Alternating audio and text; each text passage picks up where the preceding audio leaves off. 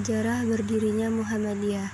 Muhammadiyah didirikan di Kampung Kauman, Yogyakarta pada 8 Zulhijjah 1330 atau 18 November 1912 oleh Muhammad Darwis yang kemudian dikenal sebagai Kiai Haji Ahmad Dahlan. Beliau adalah pegawai Kesultanan Keraton Yogyakarta sebagai seorang khatib dan pedagang. Melihat keadaan umat Islam pada waktu itu dalam keadaan jumud, beku, dan penuh dengan amalan-amalan yang bersifat mistik, beliau tergentak hatinya untuk mengajak mereka kembali kepada ajaran Islam yang sebenarnya berdasarkan Al-Quran dan hadis. Oleh karena itu, beliau memberikan pengertian keagamaan di rumahnya di tengah kesibukannya sebagai khatib dan pedagang. Kelahiran Muhammadiyah sebagai sebuah organisasi untuk mengaktualisasikan gagasan-gagasannya merupakan interaksi Kiai Haji Ahmad Dahlan dengan kawan-kawannya dari Budi Utomo yang tertarik dengan masalah agama yang diajarkan Kiai Haji Ahmad Dahlan, yakni Raden Budi Harjo dan Raden Sasro Sugondo. Gagasan itu juga merupakan saran dari salah satu seorang siswa Kiai Dahlan di Quick School Jetis, di mana Kiai mengajarkan agama pada sekolah tersebut secara ekstrakurikuler. Yang sering datang ke rumah Kiai dan menyarankan agar kegiatan pendidikan yang dirintis Kiai Dahlan tidak diurus oleh Kiai sendiri, tetapi oleh organisasi agar terdapat kesinambungan setelah Kiai wafat. Dalam catatan Adabi Darban, ahli sejarah dari UGM, kelahiran Kauman, nama Muhammadiyah pada mulanya diusulkan oleh kerabat dan sekaligus sahabat Kiai Dahlan yang bernama Muhammad Sangidu, seorang khatib anon Keraton Yogyakarta dan tokoh pembaruan yang kemudian menjadi penghulu Keraton Yogyakarta, yang kemudian diputuskan Kiai Dahlan setelah melalui sholat istikharah. Darban 2000. Artinya, pilihan untuk mendirikan Muhammadiyah memiliki dimensi spiritualitas yang tinggi sebagaimana tradisi kiai atau dunia pesantren. Adapun beberapa faktor yang mempengaruhi berdirinya Muhammadiyah yaitu faktor internal dan eksternal. Faktor objektif yang bersifat internal, kelemahan praktek ajaran agama Islam dapat dijelaskan melalui dua bentuk. Yang pertama, bentuk tradisionalisme.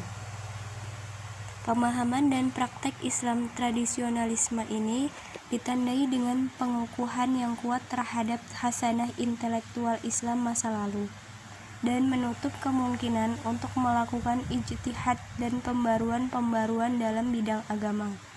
Paham dan praktek agama seperti ini mempersulit agenda umat untuk dapat beradaptasi dengan perkembangan baru yang banyak datang dari luar atau barat.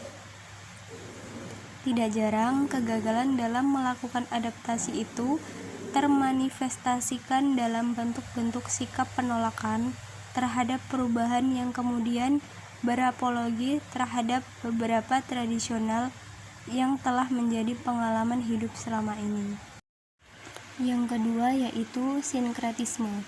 Pertemuan Islam dengan budaya lokal di samping telah memperkaya hasanah budaya Islam, pada sisi lainnya telah melahirkan format-format sinkretik percampur adukan antara sistem kepercayaan asli masyarakat budaya setempat.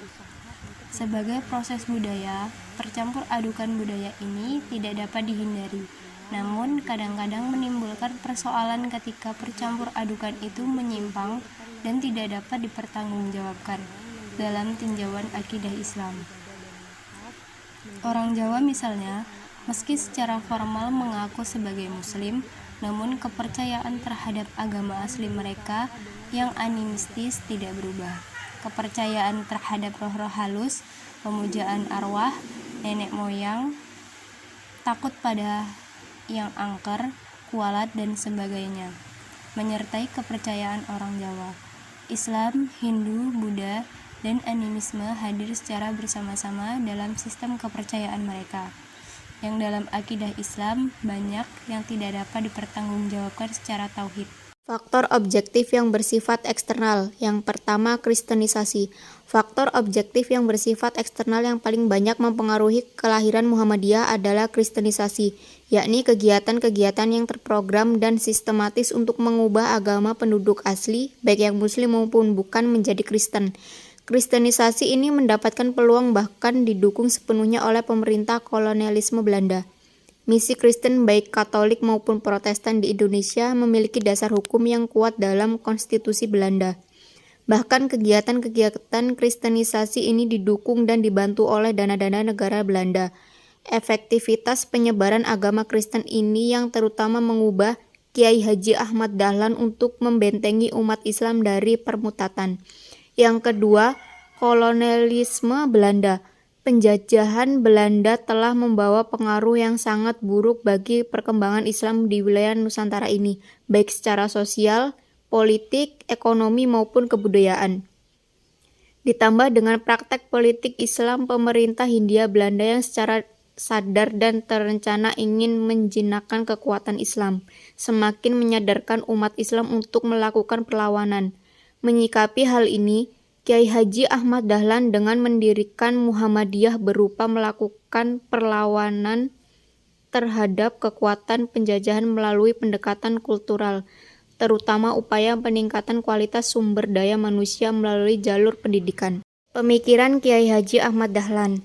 Corak pemikiran Islam dari Kiai Haji Ahmad Dahlan pada umumnya berkisar pada penekanan praktik Islam salaf sebagai kritik atas Islam tradisional atau taklid yang bercorak sinkretis karena pengaruh adat istiadat lokal. Dengan kata lain, singularitas Islam direkonstruksi lagi menjadi Islam sebagaimana mestinya. Oleh karena itu, pembaruan dalam Muhammadiyah berarti memperbarui pemahaman Islam dengan kembali kepada keaslian Islam. Usaha dan jasa-jasa besar Kiai Haji Ahmad Dahlan. Yang pertama, memberantas bid'ah-bid'ah dan khurafah serta adat istiadat yang bertentangan dengan ajaran agama Islam. 2. Mendirikan perkumpulan atau persyarikatan Muhammadiyah pada tahun 1912 Masehi yang tersebar di seluruh Indonesia sampai sekarang. Pada permulaan berdirinya, Muhammadiyah mendapat halangan dan rintangan yang sangat hebatnya. Bahkan Kiai Haji Ahmad Dahlan dikatakan oleh keluar dari mazhab, meninggalkan ahli sunnah wal jamaah, bermacam-macam tuduhan dan fitnah yang dilemparkan kepadanya. Tetapi semuanya itu diterimanya dengan sabar dan tawakal, sehingga Muhammadiyah menjadi satu perkumpulan yang tersebar di Indonesia serta berjasa kepada rakyat dengan mendirikan sekolah-sekolah, sejak dari taman kanak-kanak hingga perguruan tinggi. Faktor pendorong berdirinya Muhammadiyah. Yang pertama, faktor subjektif. Bersifat subjek ialah pelakunya sendiri, dan ini merupakan faktor sentral. Artinya kalau mau mendirikan Muhammadiyah maka harus dimulai dari orangnya sendiri. Lahirnya Muhammadiyah tidak dapat dipisahkan dengan Kiai Haji Ahmad Dahlan, tokoh kontroversial pada zamannya. Dengan pemahaman agama Islam yang mendalam, maka semua ilmu agama yang selama ini diperoleh baik di Indonesia maupun di Mekah, maka beliau menyebarkan ilmunya itu melalui persyarikatan Muhammadiyah yang didirikannya itu. Paham dan keyakinan agama Kiai Haji Ahmad Dahlan yang dilengkapi dengan penghayatan dan pengamalan agamanya, inilah yang membentuk Kiai Haji Ahmad Dahlan sebagai subjek yang mendirikan amal jariah Muhammadiyah. 2. Faktor objektif. Faktor objektif yang dimaksud adalah keadaan dan kenyataan yang berkembang saat itu. Apa yang ada dalam pikiran KH Ahmad Dahlan merupakan kesadarannya. Dinyatakan disulut dengan api yang ada di dalam masyarakat. Faktor objektif ini dibagi dalam dua bagian, yakni internumat Islam dan eksternumat Islam. 3. Faktor inter. Faktor inter di kalangan umat Islam adalah kenyataan bahwa ajaran agama Islam yang masuk ke Indonesia. Maksud dan tujuan mendirikan Persyarikatan Muhammadiyah. Maksud dan tujuannya adalah untuk menegakkan dan menjunjung tinggi agama Islam, sehingga dapat mewujudkan masyarakat Islam yang sebenar-benarnya. Usaha untuk mencapai maksud dan tujuan ini adalah dengan mengadakan dakwah Islam, memajukan pendidikan dan pengajaran, menghidup suburkan masyarakat, tolong-menolong, mendirikan dan memelihara tempat ibadah dan wakaf, mendidik dan mengasuh anak-anak dan pemuda-pemuda supaya kelak menjadi orang Islam yang berarti, dan berusaha dengan segala kebijaksanaannya.